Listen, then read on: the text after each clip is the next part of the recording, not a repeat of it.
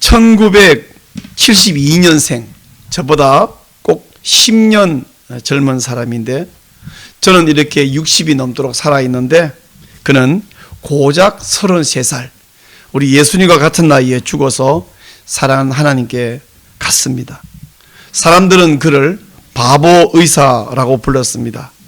근데 사람들이 그 바보 의사가 너무나 그리워서 그가 남긴 글들을 모아서 그의 이름으로 책을 출판해 주었어요. 바로 이 책입니다. 그 청년 바보 의사의 저자 안수연 형제의 이야기입니다. 이 책의 추천사에서 시골 의사로 유명한 박경철은 이렇게 말합니다. 죽음 이후에 자신을 그리워하는 사람이 많다면 그는 성공한 인생이라는 말이 있습니다. 그렇게 본다면 이 젊은 의사는 조금 일찍 우리 곁을 떠났지만 우리 중 어느 누구도 다다르지 못한 성취를 이룬 사람인지도 모르겠습니다 라고 썼습니다. 이 책 그 청년 바보 의사는 2009년 7월에 출간되어서 6개월 만인 2010년 1월에 8쇄를 찍었어요. 그리고 이 책을 8쇄를 찍는 그 같은 날짜에 이 책이 팔린 인쇄 수익금으로 첫 장학생을 선발했습니다. 이처럼 안수연은 이런 나이에 죽었지만 여전히 선한 영향력을 발휘하고 있습니다. 오늘 읽은 사도행전 7장에는요, 안수연 형제처럼 바보처럼 죽어간 또 하나의 젊은이가 있습니다. 그는 이름 자체가 면류관입니다. 그 이름처럼 그는 하나님 나라에서 지금 면류관을 쓰고 있음이 아주 확실하고요.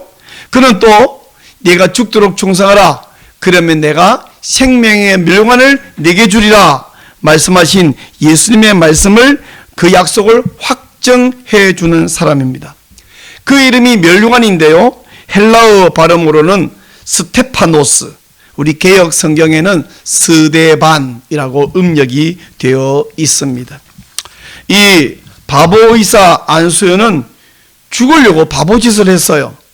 경기도에서 군복무를 한 사람이면 누구나 다 아는 사실인데, 풀밭에 함부로 앉거나 누우면 유행성 출혈열이라는 병이 걸릴 위험이 있다. 제가 경상도에서는 이름도 처음 듣는 유행성 출혈열은요, 덜쥐가 옮기는 병인데 출혈을 동반하는 열병이고요, 치사율이 약 10%, 걸리면 10%, 우리 코로나19 0.19 굉장히 낮은 데에 비해서 10%가 죽는 것은 무서운 병입니다. 근데 야전에서 훈련을 받다 보면 식사할 때 땅바닥에 맨땅에 앉는 것보다 풀밭에 앉는 게 아무래도 낫죠. 병사들이 식사하고 또 쉬고 하는 동안에 의사가 되어가지고 위험한 것을 생각보다 병사들 가까이에 가고 상담해주고 그들에게 복음을 전하는 이 일에 더 집중하다가 자신도 모르는 사이에 그 무서운 출혈병에 걸리고 말았습니다. 평소에도 바보처럼 늘 살다가 마지막에도 바보처럼 죽어간 이 안수연은 진짜 이름 그대로 바보 의사입니다. 자, 이 안수연은 그렇고 우리 사도행전 7장에 나오는 이 스테파노스, 면류관이라는 이 사람은 무슨 바보 짓을 했기에 안 죽어도 되는데 죽게 됐을까요? 안수연은요, 죽은 이후에도 그의 책이 불티나게 팔리고 지금도 그 이름으로 지급되는 장학금으로 후배들을 양성하고 있는데, 제가 조사는 안 해봤지만 아마 많은 사람이 안수연의 영향을 받고 안수연께 고마워하고 안수연처럼 살려고 하고 있을 거예요. 자, 그러면 스테파노스, 이 스데반은 왜 죽었고 죽은 후에 도대체 어떻게 되었을까요? 이 스데반은 요즘으로 말하면 유학파 젊은이입니다. 이 사람은 성령 충만하고 지혜도 충만하고 특별히 주변 사람들에게 평판이 좋았던 젊은이입니다. 초대교회가 급속히 부흥하고 많은 사람, 수천 수만 명이 교회 들어오고 또 헌신한 많은 사람들이 자기의 재산을 막 헌금을 할 때에 이 헌금으로 가난한 사람들을 구제하는 일에 집중했습니다. 근데 사도들이 구제하는 일을 하다 보니까 이 일이 원활하지 못했고 교회 안에 불평도 좀 생겨나요. 그러자 사도들이 우리는 설교하는 것과 기도하는 것에 집중해서 전무할 테니 이 구제하는 일을 전담할 집사를 뽑아 주십시오. 그러면서 기준을 제시했는데 성령 충만하고 지혜 충만하고 칭찬받는 사람을 뽑아달라. 이것이 6장 3절에 나와 있는 말씀이에요. 근데 여러분 놀랄 사실이 있습니다. 6장 3절에서 사도들이 이런 기준을 제시했는데 6장 5절에 보니까 7명의 선출된 집사 이름이 나오는데요. 그 이름을 가만히 들여다보면 7명 가운데 한 사람 스데반에게만 성령 충만, 지혜 충만이라는 수식어가 붙어 있어요. 자, 6장 5절 한번 찾아보십시다. 온 무리가 이 말을 기뻐하여 믿음과 성령이 충만한 사람 스데반과 또 빌립과 브로노고노와 니가노와 디몬과 바메나와 안디옥 사람 니고라를 택하여. 자, 여러분 7명 모두에게 이 수식어가 붙은 게 아니에요. 믿음과 성령이 충만한 스데반과 또 영어로 말하면 also 또한 이렇게 돼 있어요. 그러니까 나머지 사람도 믿음도 좋았겠고 성령 충만했겠지만 이 스데반의 믿음과 성령 충만은 아주 독보적이었다는 사실을 6장 5절이 말해주고 있습니다. 자, 어쨌든 이 7명의 집사를 뽑아 세운 이후에 교회는 크게 부흥했고 6장 7절을 보면 허다한 제사장들의 무리가 예수님을 믿고 유대교에서 예수교로 바꾸어 들어왔다는 거예요. 제사장이면 유대교의 핵심 멤버들인데 이 사람들이 예수교로 들어왔습니다. 자, 그런데 믿음과 성령이 특별히 충만했던 이 스데반은 구제비 잘 나눠주는 집사일만 잘하면 될 텐데 나가서 바보짓을 하기 시작했습니다. 그리고 이 바보짓은 결국 스데반의 생명을 단축하고 결국에는 바보같이 죽게 되었어요. 도대체 이 스데반은 무슨 바보짓을 했는가 한번 순차적으로 살펴볼게요. 첫째, 스데반은 시키지도 않은 전도를 했습니다. 요즘 집사들은 전도하라고 그렇게 설교해도 전도를 안 해서 문제인데 스데반은 전도하라고 하지도 않았는데 나가서 전도를 시작했습니다. 6장 8절 말씀 보니까 스데반이 은혜와 권능이 충만해서 민간에 큰 기사와 표적을 행했다고 말하고 있는데 당시에 이런 일은 원래 사도들만 하면 되고 사도들의 특권이고 사도들의 의무였어요. 그런데 집사가 스데반이 나가서 예수님의 능력을 나타낼 뿐 아니라 다른 헬라파 유대인들 즉 유학파 유대인들과 논쟁에 이기는 것입니다. 자, 근데 스데반은 논쟁했던 사람이 누구냐? 6장 9절을 한번 보시겠어요? 6장 9절 스데반과 논쟁했던 사람은 이른바 자유민들 즉 구레네인, 알렉산드리아인, 길리가와 아시아에서 온 사람들이라고 말하고 있는데 여기 자유민들 이게 무슨 말이냐면 여러분 재미있는 이야기 하나 해드릴까요? 헬라어로 자유민들이 리베르티노스 이렇게 되는데 그건 익숙하지 않은 헬라어 단어죠. 근데 여기 리베르티노스에서 파생된 영어 단어가 말하면 리버티, 자유라는 거예요. 그러면 여기 리베르티노스, 즉 리버티라는 이 말이 왜 나왔냐 하면요. 원래 로마가 온 세계 지중해 둘레를 막 점령해 나갔잖아요. 알렉산드리아 저 아프리카부터 저 그리스 뭐 저쪽 영국 쪽까지 다 점령해 나갔잖아요. 그럴 때에 군대로 점령해서 포로가 되면 그때부터 노예가 돼서 팔리는 겁니다. 근데 원래 신분이 천해서가 아니라 뭐 왕족이고 뭐고 다 포로로 잡히는 순간 노예가 되는 건데 그 노예 가운데서 똑똑한 사람들이 있었어요. 굉장히 똑똑해갖고 로마인들의 가정교사가 되는 사람도 있고요. 돈을 많이 벌어가지고 자유를 사는 사람도 있었습니다. 이렇게 해서 여기 자유민들이라는 말은 원래 노예가 됐다가 자유를 돈으로 사거나 획득한 사람들이에요. 자, 노예였다가 자유를 획득한다는 것은 그 사람들이 머리가 아주 뛰어난 사람들이에요. 평범하게 노예가 들어 사는 것이 아니라 굉장히 머리가 좋은 사람들입니다. 이런 머리 좋은 자유민들과 함께 스데반이 지금 논쟁을 했습니다. 근데 논쟁에 스데반이 성령 충만하고 지혜 충만해서 이겨버리니까 자유민들이 속된 말로 뚜껑이 열리는 거예요. 열받았습니다. 그래서 어떻게 해요? 그들은 자유민들은 돈이 많죠. 돈으로 자유를 사는 사람입니까? 그래서 이 돈으로 사람들을 매수해가지고 저 스데반이 하나님을 모욕하고 성경을 모욕하고 모세 율법을 모욕했다라고 증언을 하게 만들었습니다. 그래서 스데반이 잡혀갔습니다. 자, 6장 11절 12절 보면 매수된 사람들의 거짓 증언으로 우리가 모세와 하나님 모독하는 것을 들었다. 그래서 잡혀갔는데요. 자, 이제 재판이 열리는데 재판석에서 거짓 증인들이 또 뭐라 그러냐면 유대인들이 가장 민감한 부분을 건드리는데 6장 13절을 보니까 이 거룩한 곳과 율법을 거둘러, 그것은 모독한다는 거예요. 모독해서 말하기를 맞이 아니한다. 즉 계속해서 그렇게 말한 것을 우리가 들었습니다. 이렇게 말해요. 여기 거룩한 곳이라는 말은 성전을 이야기하고요. 여기 율법이라는 것은 모세율법, 즉 성경.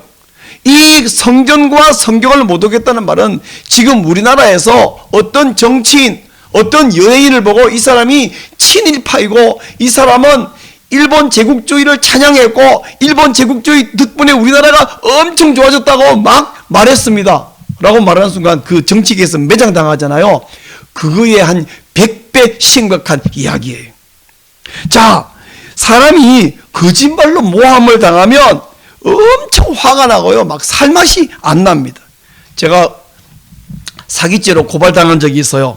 근데 이 고발 내용이 얼마나 황당하면 법원에서 각하시켜버렸습니다. 여러분, 재판에서 기각된다는 말은 원고가 졌다는 것이고요. 각하된다는 말은 아예 법원에서 재판할 가치가 없어서 재판 안 받아준다.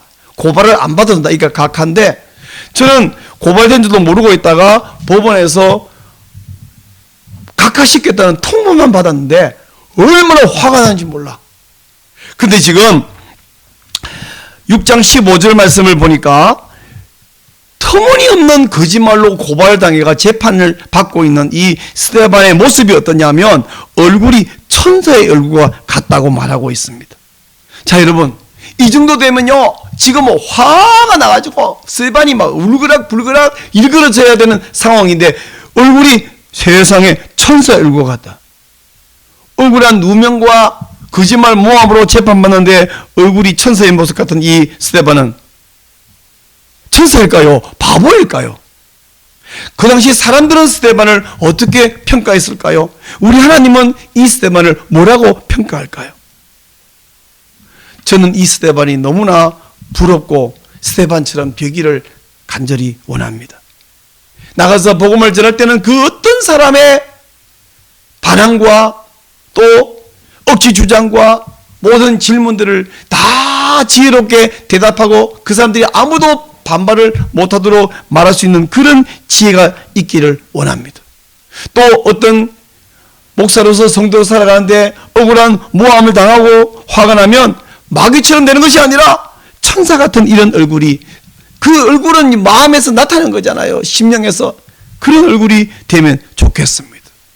저뿐 아니라 여러분도 그렇게 되시기를 축원합니다. 어떻게 해서 이것이 가능해요? 바보라서? 아니요. 성령 충만해서. 성령 충만은 평소에 늘 하나님과 동행하고 기도하고 성령님께 민감하게 반응했다는 뜻이지요. 자, 이 스데반은 시키지도 않은 전도를 하다가 재판에 끌려갔습니다. 두 번째, 이 바보 스데반은 전략적 후퇴를 몰랐어요. 지금 재판을 받고 있고 거짓 증언을 듣고 있는 대제사장이 스데반에게 이 말이 사실이냐? 7장 1절에서 말합니다. 이 말은 제가 너에게 자기 변호할 수 있는 기회를 줄게 라고 말하는 건데, 이 모처럼 생긴 자기 변호의 기회에서 스데반이 무슨 말을 해야 되냐? 첫째, 절대로 그런 일이 없습니다. 목에 힘을 주고, 아무도 그런 말을 들은 적이 없는데 이 사람이 다 거짓말하고 있습니다. 여러 사람이 거짓말해서 녹음도 안 내놨고 제가 증명할 방법이 없는 것이 너무 억울합니다. 그리고 그 증거로서 저는 모세율법 성경을 매우 귀하게 여깁니다. 저는 이 말씀을 정말 존귀하게 여깁니다. 또한 저는 성전을 모독할 마음이 없습니다. 성전은 바로 하나님입니다. 그렇게 말해야 이 사람이 모함을 받고 있구나라고 남이 생각할 수 있을 거예요. 그런데 스데반은 자기 변호 대신에 사실상 설교를 시작하는데 7장 2절부터 7장 53절까지 긴 내용이 그의 설교예요. 이 설교에서 스데반은 7명의 이름을 들먹입니다. 아브람, 요셉, 모세, 또 아론, 여호수아, 다윗, 솔로몬 이름을 들먹이는데 간략하게 말하면 이런 이야기예요. 이 긴 내용을 줄이면요, 아브람이 하나님께 부름을 받아서 메소포타미아에서 가나안으로 왔다는 이야기. 그리고 요셉이 애굽으로 팔려갔다가 총리가 되어서 온 가족을 데려간 이야기. 그리고 이제 히브리인들이 박해를 받을 때에 하나님이 모세를 시켜서 그들을 구출해낸 이야기. 근데 아론이 금송아지를 만들어서 광야에서 하나님을 노엽게 하고 불순종했던 이야기. 근데 여호수아가 백성을 데리고 가나안에 들어온 이야기. 그리고는 다윗이 성전을 짓기를 간절히 원했는데 하나님께서 기회를 안 주시고 솔로몬 때에 드디어 그 성전을 지었다. 이것이 47절까지의 이야기입니다. 여기까지는 아무 문제가 없습니다. 그리고 이건 유대인들도 다 아는 이야기요, 그들도 동의하는 이야기입니다. 그러니까 여기까지는 맞는 이야기니까 잘 들어주었습니다. 근데 성전을 지은 이야기 47절 딱 하고 나서 그 끝에 스데반이 드디어 유대인들을 자극할 만한 말을 하기 시작해요. 사실은요, 2절부터 47절까지 긴 이야기, 7사람의 이야기를 해온 것은 이 이후의 이야기를 하려고 이렇게 장황하게 길게 이야기를 끌고 온 거예요. 이 47절 이후에서 스데반은 무슨 이야기냐면, 첫째는 역대하에 나오는 솔로몬의 말을 우선 인용을 합니다. 자, 여러분 한번 보실래요? 48절 솔로몬 이야기를 합니다. 여러분 49절 50절을 보고 계세요. 제가 역대하 2장 6절 읽어드릴게요. 누가 능히 하나님을 위하여 성전을 건축하리오. 하늘과 하늘들의 하늘이라도 주를 용납하지 못하겠거든. 내가 누구이기에 어찌 능히 그를 위하여 성전을 건축하리오. 그 앞에 분양하려 할 따름이니라. 이런 이야기를 했습니다. 이 역대하를 인용해서 말하고 나서, 자, 스데반은 솔로몬의 말을 요약해갖고 48절에서 뭐라 그러냐면, 그러나 지극히 높으신 이는 손으로 계신 곳에 계시지 아니하시나니, 이렇게 말하고 있어요. 지금 솔로몬의 말을 인용해서 뭐라냐면, 하나님은 이 성전이 아무리 화려해도 솔로몬 때 성전은 굉장히 화려했고요, 지금 이 스데반이 보고 있는 성전은 헤롯이 46년 동안 지금 지어주고 있는 아직도 완공이 안 된 성전인데 얼마나 화려하고요, 얼마나 웅장한데, 여기 하나님이 계시다고 하나님이 이 안에 계시지 않아. 즉 하나님이 이 안에 안 계시다는 말은 이 성전은 하나님이 아니라는 이야기죠. 이어서 이사야 66장 1절 2절 말씀을 인용하는데, 이건 훨씬 더 자극적인 말입니다. 뭐라고 말하냐면, 선지자가 말한 바 주께서 이르시되 하늘은 나의 보좌요 땅은 나의 발등상이니 너희가 나를 위하여 무슨 집을 짓겠으며 나의 안식할 처소가 어디냐. 이 모든 것이 다 내 손으로 지은 것이 아니냐. 이렇게 말하고 있어요. 바로 이 말씀을 인용해서 자극적인 말을 하고 있습니다. 그러니까 스데반의 말에 한마디로 줄이면 성전은 건물일 뿐 하나님이 아닙니다, 이야기를 하는 거예요. 여러분, 스데반의 말은 다 맞습니다. 근데 지금 성전을 하나님처럼 귀히 여기는 이 사람들 앞에서 굳이 이 말을 할 필요가 있을까요, 없을까요? 이 말에서 자기한테 무슨 도움이 될까요? 혹은 예수 믿게 만드는데 도움이 될까요? 도움이 안 될 것 같은 이 말을 왜 합니까? 고발당해서 재판받고 있는데 그 사람들의 말을 좀 듣기, 그들이 좋아하는 말을 해줘야 자기한테 유익하고 좀 재판장이 들어서 정상 참작을 할 텐데, 그들이 싫어할 말을 골라서 합니다. 그러니 풀려날 수 있겠어요? 한마디로 말하면 스데반은 분명히 성령과 지혜가 충분하다 그랬는데, 이 사람은 도대체 지혜가 없는 것 같아요. 바보 같습니다. 세상 사는 지혜는 그저 상대방이 듣기 싫은 말은 가급적 줄이고 하지 말고 그들이 좋아할 만한 적당한 말을 하고 물러나고 나중에 내 할 말을 하면 되지 않습니까? 갈대이가 재판석에서 또 나와가지고 그래도 지구는 돈다라고 말했다라는 말이 있잖아요. 돌아나와서 혼자서 무슨 말을 하든지 거기서 좀 좋은 말 하면 될까요? 아닙니까? 근데 왜 스데반에게는 그런 세상 사는 지혜가 없을까요? 이 사람은 상대방 비위 맞출 줄을 모릅니다. 바보같이 그냥 밀고 나갔어요. 전략적 후퇴를 모르는 사람이에요. 여기까지 보면 저는 나는 스데반처럼 안 살고 싶어. 나는 스데반처럼 바보짓 안 하고 싶어. 그러기 싶은데, 근데 사실 스데반이 바보일까요? 아니죠. 그래야만 되는 이유가 있었습니다. 스데반은 지금 중요한 목적을 위해서 목숨을 걸고 이 말을 하고 있는 거예요. 이 바보 같은 스데반, 도대체 어쩌면 좋단 말입니까? 세 번째, 이 바보 스데반은 이걸로 끝난 게 아니고요, 작정하고 도발을 합니다. 결국 스데반은 대제사장과 유대인 장로들을 향하여 작정하고 도발을 감행하는데, 바로 이 말하기 위해서, 지금 이 말하기 위해서 앞에 그 말을 계속해 왔던 것입니다. 유대인들이 도발한 말은 51절, 52절, 53절에 나와 있는 말씀입니다. 자, 여러분 개정판 성경 보이는데 제가 우리말 성경으로 제가 한번 읽어 드려 볼게요. 목이 곧고 마음과 귀가 꽉 막힌 사람들이여, 당신들도 여러분의 조상처럼 계속해서 성령을 거역하고 있습니다. 당신들의 조상이 핍박하지 않은 예언자가 있었습니까? 그들은 심지어 의인이 올 것을 예언한 사람들을 죽였고, 이제는 당신들도 그 의인을 배반하고 죽였습니다. 당신들은 천사들이 전해준 율법을 받아서면서도 그것을 지키지 않았습니다.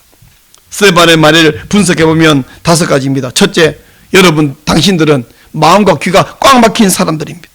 둘째, 당신들의 조상들은 성령을 거역했습니다.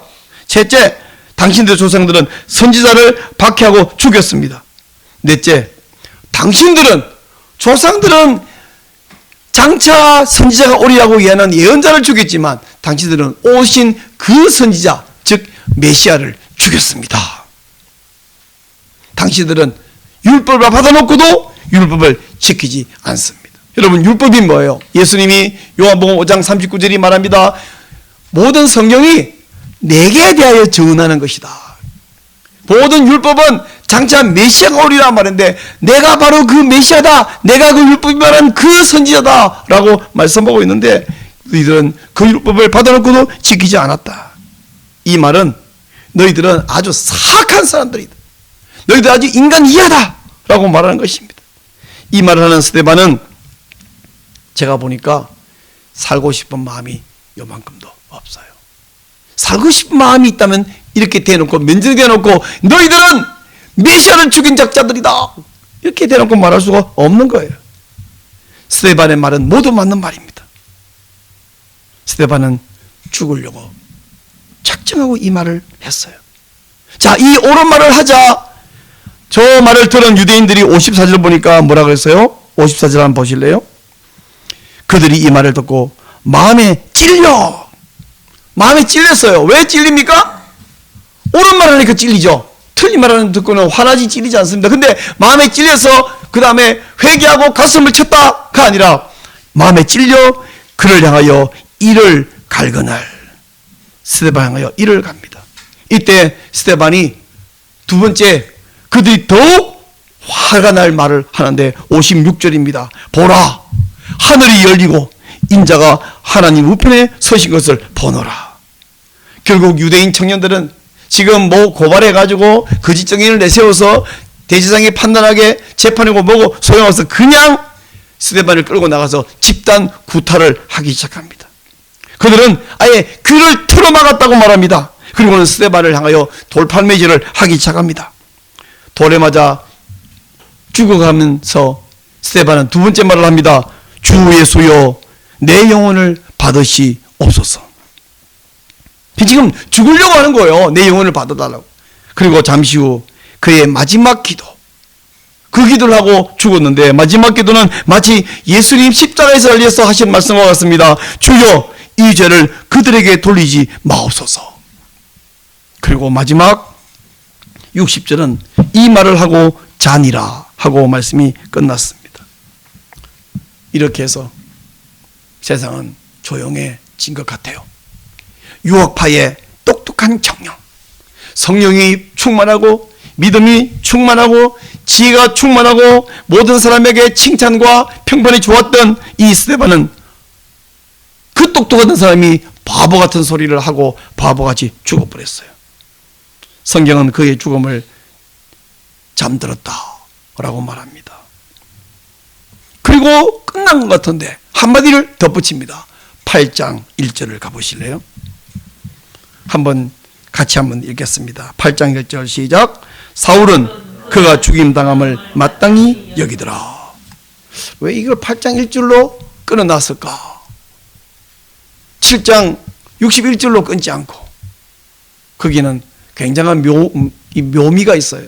왜냐하면 7장 마지막으로 끊었으면 그걸로 끝 이렇게 될 텐데 새로운 시작이라는 것이죠. 끝이 아니라는 것이죠. 자, 여러분, 사도행전을 기록한 것은 누가예요? 누가는 무슨 생각을 하면서 이 사건을 기록했을까요? 그리고 누가는 이 기록을 통해서 우리에게 뭘 말하고 싶을까요? 스데반의 죽임당함을 마땅히 여긴 사울, 그 사울이 지금 누가에게 예수 그리스도 복음을 준 바로 그 사도 바울이거든요. 지금 누가는 바로 그 사도 바울을 따라다니면서 전 세계에 복음을 함께 전하는 동역자거든요. 그래서 저는 사울은 그가 죽임당함을 마땅히 여기더라, 이 말을 읽을 때에 저에게 영화의 한 장면이 떠오릅니다. I will be back. 영화 터미네이터의 명대사 아닙니까? I will be back. 스데반이 다시 돌아오지는 않죠. 그러나 스데반은 사라졌는데, 그는 잤는데, 이름은 사울인데 그 마음은, 그 영혼은 스데반이 된, 스데반보다 훨씬 더 강력한 복음 전도자가 등장했으니 그가 바로 이방의 사도가 된 사도 바울입니다. 이렇게 해서 6장에서 시작된 스데반의 이야기는 7장의 복잡한 시끄러운 요란한 소리와 함께 끝나버리고 그는 자버린 것 같은데 8장 1절 그리고 9장의 사울의 회심 사건, 그리고 13장부터 저 22장까지 본격적인 복음 전도 스토리가 장황하게 펼쳐집니다. 자, 이것을 보면 스데반은 바보가 아니라 엄청 약한 사람이에요. 자기는 일을 시작만 해놓고 싹 빠지고 천국 가가지고 조용히 편히 복락을 누리며 쉬고 있으니까 스데반이 원래 해야 됐고 하고 싶었고 하려고 했던 그 어렵고 긴 여정을 누가 대신하냐면 사울이 받아갖고 전 세계를 돌아다니며 죽을 똥살똥 하면서 온갖 고생하면서 복음을 전하고 있는 거예요. 스데반이 전도를 시작하니까 사울이 잠깐만 야 너 빠져, 그 일 내가 할게 하고 한 거고 똑같은 것입니다. 이걸 보면 스데반은 바보가 아니라 현명한 사람이고 엄청 남는 장사를 한 사람입니다. 여러분, 바보 의사 안수인이 33살에 죽어서 천국에 간 지 17년이 지났는데 지금 이 책은 2009년에 나온 책인데 개정판까지 나와서 여전히 팔리고 있어요. 여전히. 제가 조사는 안 해봤는데 안수인 이름으로 얼마나 책이 많이 팔렸으며 또한 얼마나 많은 사람들이 장학금을 받고 얼마나 많은 사람이 안수인 영향을 받고 있는지 제가 조사를 못 해봤습니다만은 아마 수많은 후배들이 안수인처럼 살아가고 있을 거예요. 그런 의미에서 안수인은 죽었는데 제2 안수인, 제3 안수인, 제4 안수인, 제30번째 안수인 몇 명까지인지 모르겠지만 수없이 살아가고 있을 것입니다. 자, 그러면 스데반은 어떻게 됐을까요? 사도 바울의 목숨 걸고 전 세계를 다니며 복음을 전하는 그 결과 복음이 돌고 돌아서 대한민국까지 왔고 저와 여러분이 예수님을 믿게 되었으니 우리 모두는 스데반의 죽음에 빚을 지고 있는 셈입니다. 스데반은 바보처럼 죽었어요. 안 죽어도 됐잖아요. 뭐 굳이 그런 말 안 했으면 안 죽었는데 화를 돋고 가지고 죽더니 그의 죽음은 바보같이 죽었는데 그는 절대로 바보가 아닙니다. 젊은 나이에 죽어버렸는데 아무런 전도의 매를 믿지 못하고 단 한 명도 회심시키지 못하고 단 한 사람을 전도해서 교회를 사주 나오게 해가지고 그 사람을 세례받게 해가지고 집사를 만들고 장로를 만들고 것을 하나도 못하고 죽어버렸는데 그의 죽음은 가치 있는 죽음이요, 그는 가장 많은 전도의 열매를 맺은 사람입니다. 여러분, 전도 몇 명 했어요? 우리 이렇게 묻는데 스데반은 전도 몇 명 했어요? 한 명도 못했어요. 한 명도 못하고 죽었어요. 제가 가끔 이런 말 하죠. 전도는 어떻게 해야 되냐면, 그가 믿든지 그가 죽든지 내가 죽든지, 그러면 전도를 멈춰야 된다 그랬어요. 근데 스데반은 자기가 죽었기 때문에 전도를 멈췄어요. 자기가 죽었으니까. 열매가 하나도 없었는데 그 열매가 저입니다. 여러분입니다. 우린 다 스데반의 빚을 지고 있습니다. 우리는 누구나 한 번은 살다가 다 죽습니다. 기왕이면 장수하고 싶어요. 편안히 살고 싶어요. 그리고 마지막에 갈 때도 침대에서 편히 죽고 싶어요. 근데 이 바보 의사 안수희는 의사이면서 그 잔디밭에 가면 안 되는 거 그거 몰라요? 병장으로 제대한 나도 아는데 의사가 그걸 몰라요? 군의관이? 근데 병사다가 올리다가 유행성 출혈에 걸려서 죽어버렸습니다. 스데반은 그냥 전도하다가 아니라 대제사장 앞에서 너희가 메시아를 죽였다, 공격하다가 돌에 맞아서 죽었습니다. 여러분, 오늘 말씀 제목 바보같이 죽은 사람입니다. 어떻게 살다가 어떻게 죽고 싶으신가요? 저는 바보같이 죽고 싶습니다. 제가 며칠 전에 페이스북에다가 이렇게 썼어요. 다른 사람이 옳은 길이 무엇인지 설명하는 사이에 나는 그 옳은 길을 걸어가고 있을 것이다. 제가 바보같이 죽고 싶다고 한 말을 더 이상 설명할 시간이 없는데, 우연히 제 손에 이 책이 들어왔습니다. 이지성의 1만 킬로미터. 탈북자 형제들과 관련된 이야기예요. 어쩌면 이 책은 나는 바보같이 죽고 싶습니다, 저의 설교 적용편이라고 할 수 있는데, 이 책을 하면서 참 고민이 많습니다. 야, 괜히 이 책을 읽었다. 안 읽고 고민 안 하고 편히 살면 좋을 텐데. 근데 하필이면 스데반의 죽음 이야기와 17년 전에 천국 가는 안수인의 이야기를 읽고 있는 이 타이밍에 이 책이 내 손에 들어왔고 내 눈에 띄은 것은 하나님이 주신 메시지일 수도 있겠다. 여러분, 오늘 설교 듣고 오늘부터 많이 좀 고민을 하려고 합니다. 여러분도 오늘 설교가 좋았냐? 재밌었냐? 은혜였냐? 이렇게 가볍게 넘어갈 게 아니라 하나님 말씀을 받고 많은 고민을 하시기를 바랍니다. 마지막 말씀.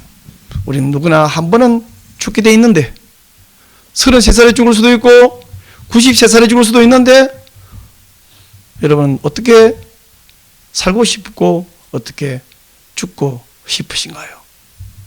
저는 할 수만 있으면 바보처럼 죽고 싶습니다.